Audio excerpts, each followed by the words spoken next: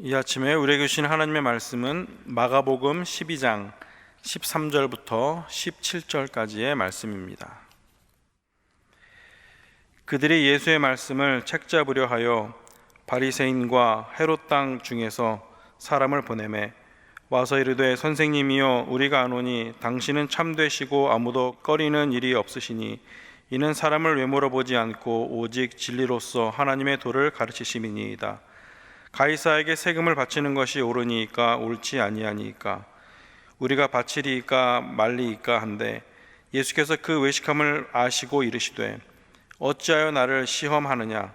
데나리온 하나를 가져다가 내게 보이라 하시니 가져왔거늘 예수께서 이르시되, 이 형상과 이 글이 누구의 것이냐? 이르되 가이사의 것이니이다.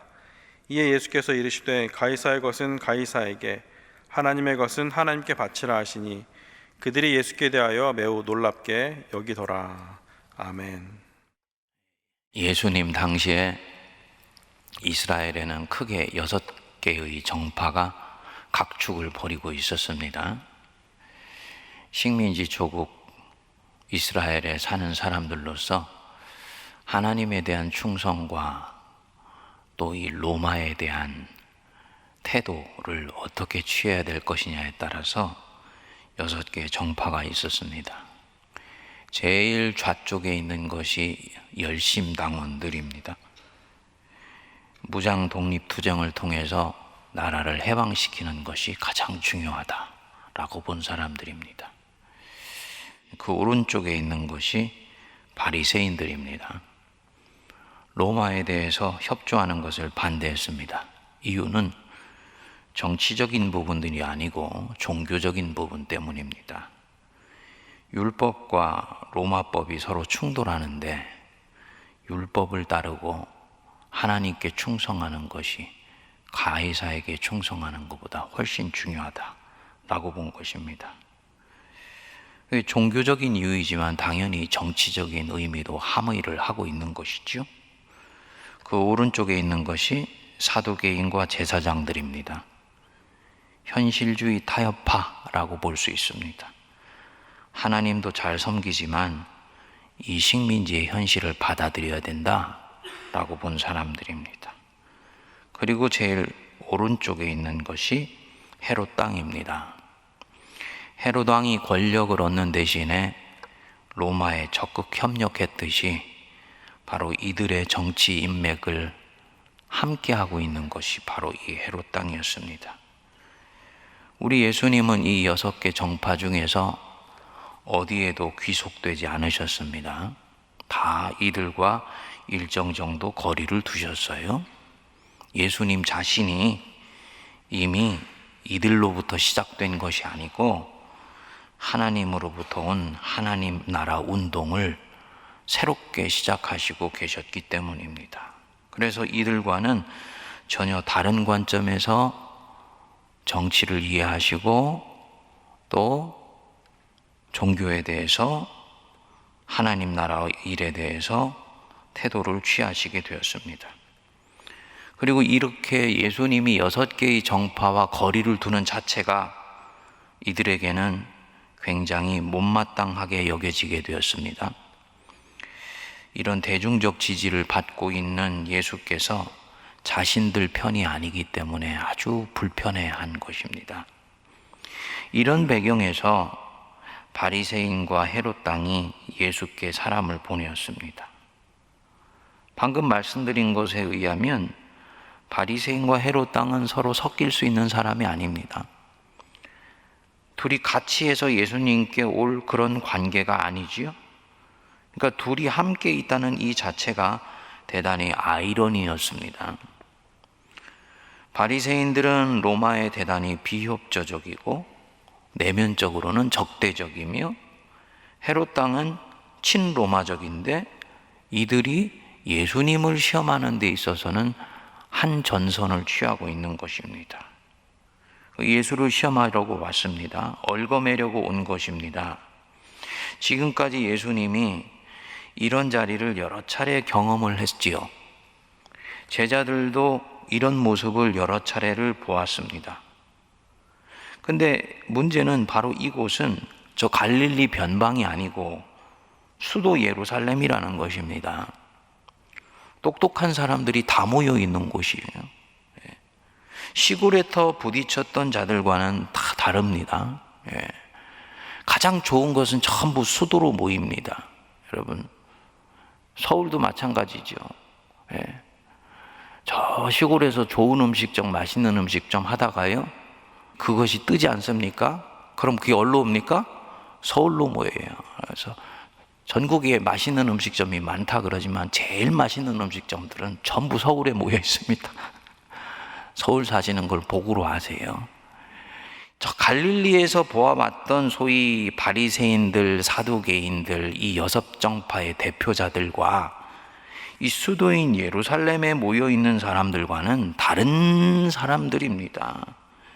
그러니까 이제 본격적인 몇 번의 논쟁이 시작이 되는데, 이것을 알고 있는 이 제자들이 얼마나 긴장했을까요? 예수님께 오는 이들의 이 눈빛을 보고 저들이 보통 사람들이 아니다라는 것을 알게 되었을 때, 이 갈릴리 출신들의 어부들인 이 제자들이 얼마나 마음이 불안했을까요? 그런데 우리 예수님은 여전히 평온하십니다. 자유하시기 때문이에요. 악의 어떤 시도도 하나님의 일이 이루어지는 것을 막을 수는 없다. 우리 예수님은 그것을 아주 강철같이 확신하십니다. 주님은 내적으로 아주 고요하시고 평안하십니다. 하나님은 갈릴리에서뿐만 아니고 이 예루살렘에서도 당신을 통해서 하실 일들을 하신다는 것을 믿으시기 때문입니다. 그리고 이 확신이 내적인 자유함을 가져다 주지요. 진리를 다루는 데 있어서는 이 마음이 문제의 핵심을 정확하게 간파하는 데 굉장히 중요한 부분입니다. 제자들의 마음은 아마 좀 달랐을 것입니다.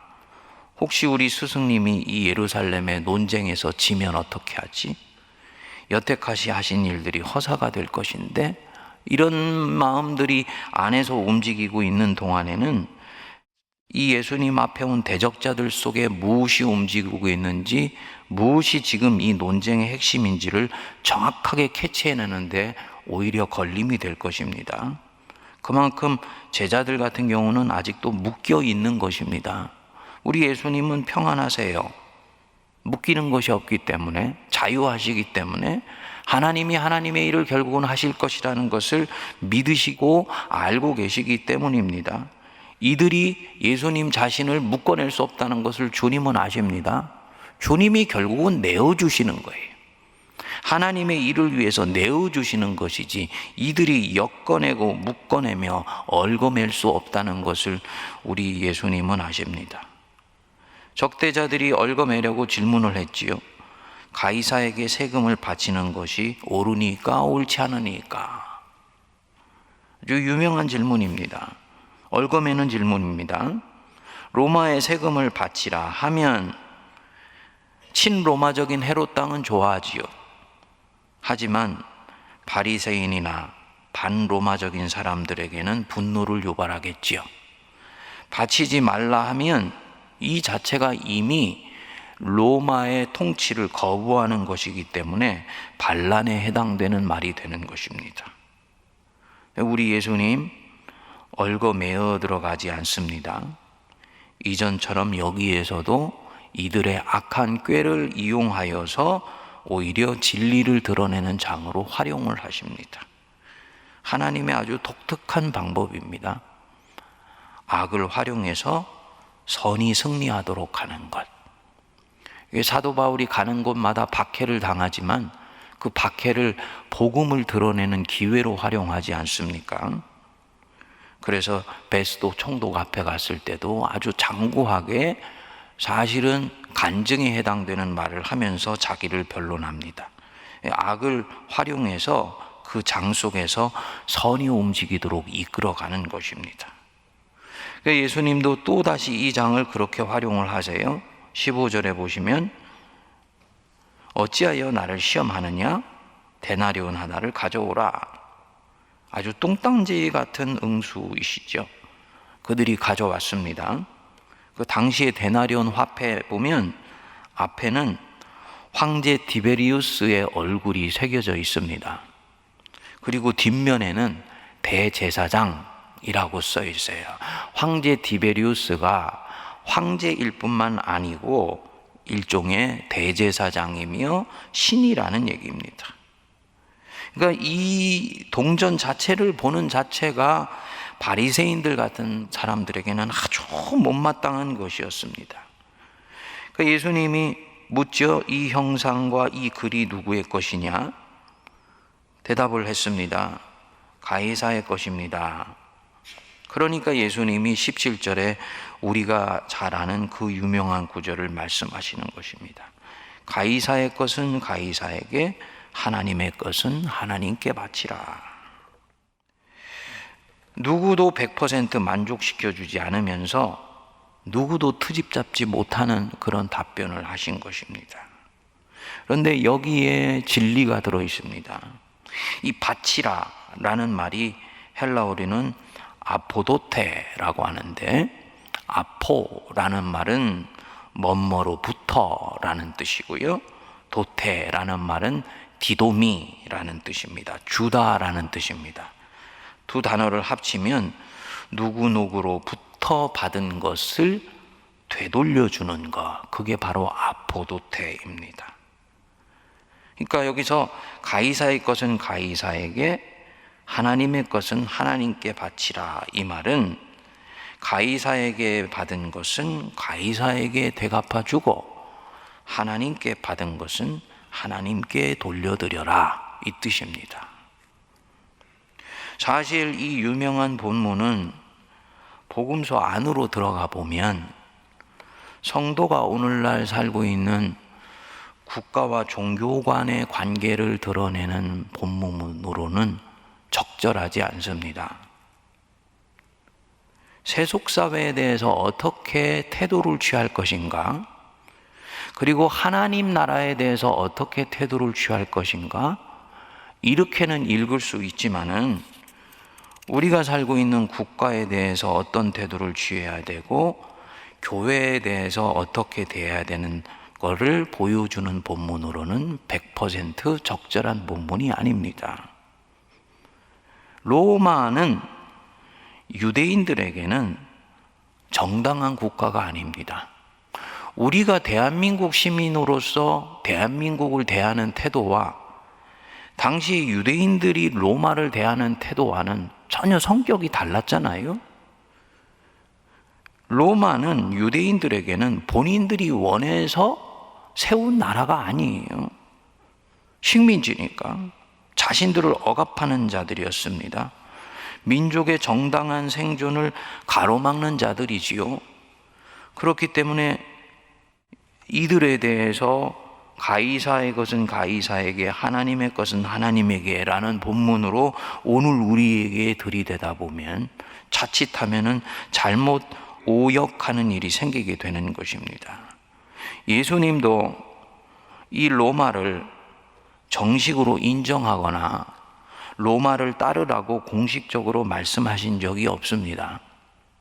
가이사의 것은 가이사에게, 이 말은 아포도테라는 말 안으로 들어가 보면 되돌려주다, 되갚다, 이 말입니다. 그들이 준 대로 돌려준다라는 얘기입니다. 세금은 어쩔 수 없이 내야 됩니다. 여전히 그들의 안전망 안에서 살아가고 있기 때문에. 그리고 그들이 이 백성에게 한 것은 그대로 돌려줍니다. 악을 행한 것에 대해서는 또한 되돌려줍니다. 열심당원들이 바로 이 태도를 취한 것입니다. 다만 열심당은 악에 대해서 복수하는 것으로 돌려줍니다. 그런데 예수님은 하나님의 나라를 이 식민지 모국 로마의 황제, 그 가슴 속에 심어 넣어주는 것으로 돌려줍니다. 무슨 말씀이냐? 식민지라는 것은, 성도님들, 그것은 하나님의 정의의 관점에서는 옳은 것이 아니에요. 내가 살고 있는 경계를 뛰어넘어서 나의 탐욕을 채우기 위해서 다른 나라를 지배하고 다스리는 것이기 때문입니다. 이것은 탐욕이고 죄악의 산물입니다. 우리 예수님도 이것을 아세요? 열심당원은 이것을 정치적으로 군사적으로 해결하려고 합니다. 예수님은 이 식민지가 나오게 된 악과 불의의 뿌리를 들여다보시고 계신 것입니다. 그것이 무엇이냐? 탐욕과 죄악입니다. 결국은 이것을 가져오게 된 로마 황제의 이 가슴 속에 있는 탐욕과 죄악을 얽어내고 그것을 극복하는 것을 통해서 결국은 이 식민지는 근본적으로 해결될 수 있다고 보시는 것이지요. 그러니까 주님의 마음은 이 식민지의 일종의 모국이고 모국의 심장부에 해당되는 로마 황제의 가슴 속에 있는 탐욕과 죄악을 극복함으로써 결국 이 식민지는 온전히 극복될 수 있다고 보시는 것입니다. 주님이 모든 사물을 바라보고 세상에 있는 모든 정치를 바라보는 기본적인 관점이십니다.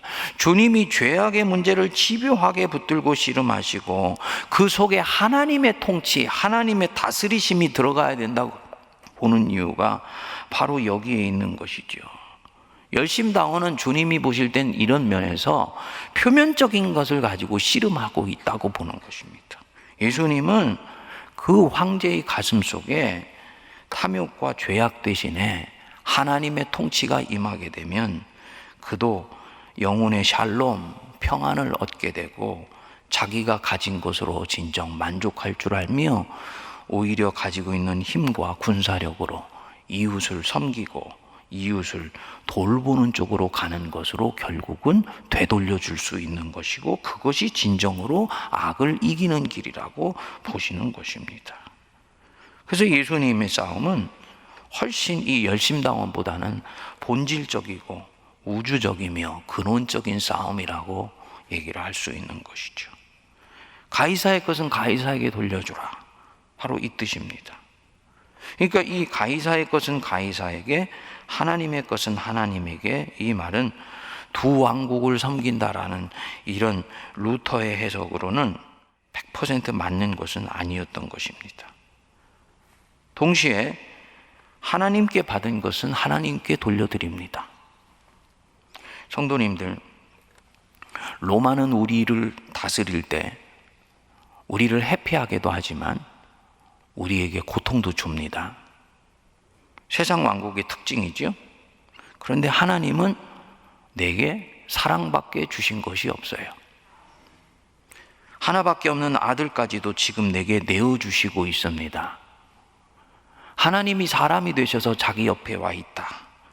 그래서 감당할 수 없는 사랑으로 그분이 우리를 살피시고 돌보시고 있다는 뜻이죠. 그분께 돌려드린다. 하나님께 받은 사랑을 우리가 다 돌려드릴 수가 있나요? 못 돌려드리지요. 하늘을 두루마리 삼고 바다를 먹물 삼아도 하나님 아버지의 그 크신 사랑은 우리가 다 돌려드릴 수가 없습니다. 그러니까 결국은 이것을 아는 우리는 하나님을 어떻게 대해드립니까? 감사하고 마음을 다하고 목숨을 다하고 힘을 다하고 뜻을 다해서 사랑하고 충성하는 것밖에 없는 거예요.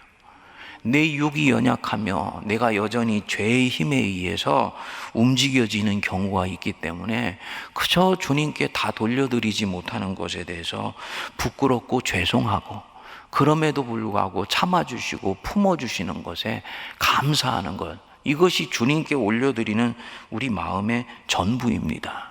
그러니까 우리가 주님께 고백할 때는 주님, 할 수 있는 대로 저희는 주님만 섬깁니다. 이 고백밖에 우리가 할 수 있는 것이 없지요. 국가는 섬기는 대상이 아닙니다. 국가는 우리가 애베드하지 않아요. 국가는 섬기지 않습니다. 살피고 돌보고 사랑합니다. 그리고 잘못된 길로 갈 때는 기꺼이 하나님 나라 편에서 가르치고 또 할 수 있는 대로 개혁하여 나갑니다. 이게 사실은 종교와 국가와의 관계예요. 오늘날의 세계는 세속사회에 교회가 놓여져 있기 때문에 세상이나 국가가 훨씬 교회보다 커 보이고 그 국가 안에 교회가 놓여져 있다라고 생각을 합니다만, 정말 우리가 영권을 가지고 있고 우리가 이 영적인 사람으로 살아갈 때는 사이즈와 상관없이 항상 교회는 국가를 가르치는 것이고 계도하는 것이고 인도하는 것이고 계몽하는 것이다. 이 관점을 교회가 절대로 놓치면 안 됩니다. 그래서 교회는 사실은 영권을 가지고 있다는 게 바로 이 얘기예요. 그 교회가 세상을 가르치고 다스릴 때는 당연히 영향력으로 가르치고 다스립니다. 세상에 대해서 교회가 영향력을 갖는 것은 굉장히 중요합니다. 교회는 세상을 물리력으로 다스리지 않습니다. 중세 교황적인 인식을 가지면 오늘날 실수하는 거예요. 그러니까 교회가 세상에 대해서 가르치고 다스릴 때는 도덕적인 영향력, 영적 영향력으로 가르치고 다스립니다. 영향력이 축소되었다, 이건 작은 문제가 아닙니다. 세상에서 손가락질을 받고 있다, 이거 작은 문제가 아닙니다. 교회가 영향력을 잃어버렸기 때문에요. 세상이 교회에 대해서 귀를 닫기 시작했다라는 말입니다. 이 부분에 있어서는 그 원인이 어떻게 되었든지 간에 교회가 지금 가고 있는 행보에 대해서 심각하게 점검해 봐야 되는 지점에 있다는 것이죠. 이 부분만 정리되면 어쨌든 교회는 세상을 하나님의 말씀으로 가르치고 계도하며 이끌어간다. 이런 영적인 권세를 주님이 우리에게 주셨다는 것을 여러분 믿으시기 바랍니다. 이건 두 왕국에 대한 얘기가 아닙니다. 한 왕국이에요. 그리스도인은 한 왕국 속에 삽니다. 하나님의 나라, 하나님의 통치의 시각에서 나라를 보고 국가를 봅니다. 이 부분에서는 종교개혁은 루터가 시작했지만은 칼뱅이 국가와의 교회의 관계는 좀 더 명료하게 보았어요. 하나님의 통치다. 그 속에서 나라도 놓여져 있는 것이다 라고 보는 것입니다. 사랑하는 여러분, 하나님께 받은 것 하나님께 돌려드릴 수 있기를 바랍니다. 우리의 지조와 절개는 하나님께만 드리는 거예요. 국가에 대해서는 살피고 돌보는 것입니다. 어머니의 마음으로, 형제의 마음으로 그렇게 합니다. 왜냐? 주님이 여기서 암시해서 가르쳐 주셨지요. 데나리온에 가이사의 형상이 있지 않냐? 그리고 네가 그 형상을 보면서 거래를 하고 있지 않냐? 가이사의 그 형상을 따라 가이사의 것은 가이사에게 주어라. 그런데 하나님의 형상은 동전에 심겨져 있지 않고 우리의 심령 속에, 뼈 속에 각인되어 있습니다. 하나님의 형상이 심겨져 있는 나는 그 형상 박아 넣어주신 분께 더 온전히 드려지고 바쳐지고 충성해야 되는 것이지요. 이렇게 해서 주님이 이 부분을 갈무리해 나가시지요. 그분의 형상이 내 안에 있는데 그 형상 박아 넣어주신 우리 하나님 더 사랑하고 더 충성하고 더 감사하는 우리 모두가 되기를 바랍니다. 기도하겠습니다. 주님, 오늘도 우리 예수님 사셨던 그 복음서의 이야기 속으로 저희들을 이끌어 가셔서 사방의 원수로 둘러싸일지라도 오히려 당당하시며 내적으로 자유하시며 원수의 괴계를 괴계로 갚지 아니하고 오히려 진리를 설파하시는 그 기회로 가져가시는 우리 하나님의 지혜를 배우게 하여 주셔서 감사합니다. 주님, 우리 사랑하는 성도들 세상 사는 동안에 때때로 이런 시험과 괴계의 올무에 걸려 넘어질 때가 있으나 그것에 주목하지 않게 하시고 그 속에서 역사하시는 하나님의 선한 손길을 바라봄으로 오히려 자유하고 당당할 수 있도록 은혜를 내려 주옵소서. 악을 악으로 갚지 않게 하시고 악을 선으로 이길 수 있는 지혜를 찾아내게 하여 주사 예수님과 동행하는 주님의 제자의 삶을 넉넉히 살아내게 하여 주옵소서. 하나님의 것을 하나님께로 돌려드리라 했습니다. 가이사 세상에게서 받은 것은 그 몫을 따라 돌려주라 했습니다. 하나님께 받은 것 사랑뿐이요 감당할 수 없는 은혜뿐이오니 주님께 이 부족한 남은 인생을 온전히 드리게 하여 주시고 오직 하나님만이 영광 받으시는 그 인생을 살아가게 하여 주옵소서. 지금은 우리 주 예수 그리스도의 크신 은혜와 하나님 아버지의 무한하신 사랑하심과 성령님의 위로교통 감동 감화 역사하심이 새벽에 일찍 주님 앞에 발견되므로 하나님의 그 눈빛에 따라 하루를 시작하는 거룩한 주의 백성들 머리 위에 피로 값주고 사신 우리 세문안 교회와 한국 교회와 이 나라 이 민족과 저 북녘과 온 세계 위에 이제로부터 영원토록 함께하옵시기를 간절히 축원하옵나이다. 아멘.